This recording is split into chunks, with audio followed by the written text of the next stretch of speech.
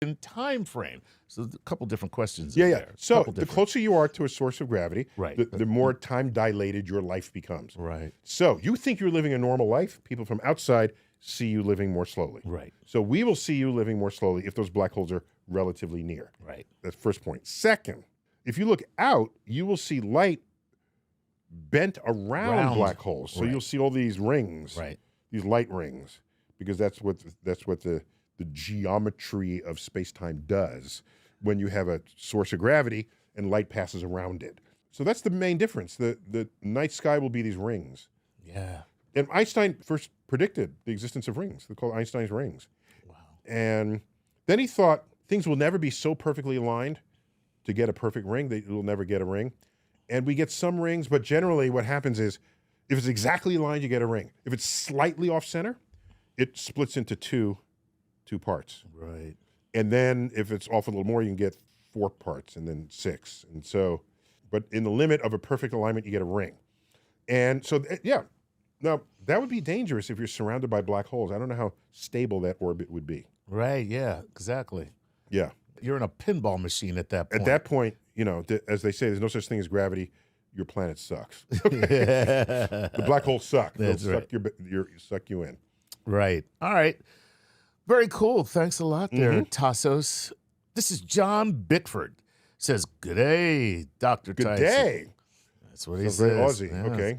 John Bickford here from Bolton, Massachusetts. Mm. The Big Bang, did it disperse matter in all directions somewhat equally? If so, and the universe is expanding in all directions, what happens in the space where the Big Bang happened? Oh. Look at that. Isaac Newton, my Yeah. man, Right. and I think I have a finger puppet of him back here. Never understood finger puppets because it's like, Yeah, now you got your finger up Isaac Newton's ass.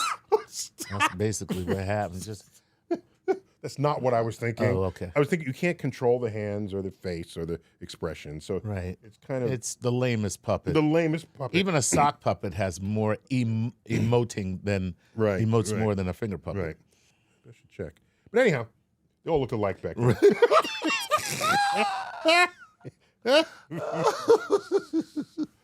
Okay. It's a colonial era. And There all the you bricks go, right? look, Yes. they all look colonial. Put a powder wig on them, and who knows the difference, right?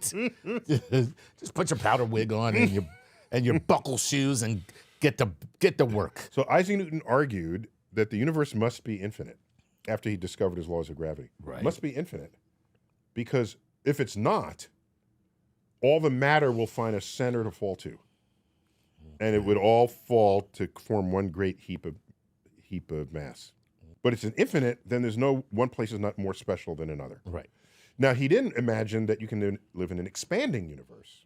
Right. That was outside of his worldview. An expanding universe, you're not all going to fall to one spot because there's a force preventing that. Okay. In our case, we call it dark energy. So with that place where the center occurred no longer exists in space. It only exists in time. Right. The timeline, if you go back to the beginning of time, on that axis, when you get there, all the matter will be in the same place. You go forward, the expansion of the universe, you don't have access to that point in that space. So I'll give an example. So if you have a balloon and you're inflating the balloon, Right. you start out, the balloon is like tiny, Yeah. right? That's the Big Bang, okay? Or the whole balloon is in one spot right there. Now you start blowing on it, it expands away from that spot. Right. Is that spot on the surface of the balloon? No. It's in the center of the balloon. How do I get to the center of the balloon? Turn back time.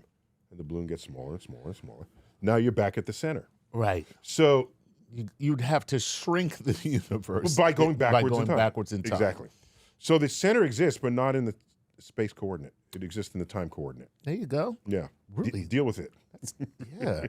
These people are asking really good questions, man. I got to tell you. This is not up his ass. He's got a jacket. He's got a red coat on. I don't know what jackets you wear, but at the hem of my jacket is my rectum.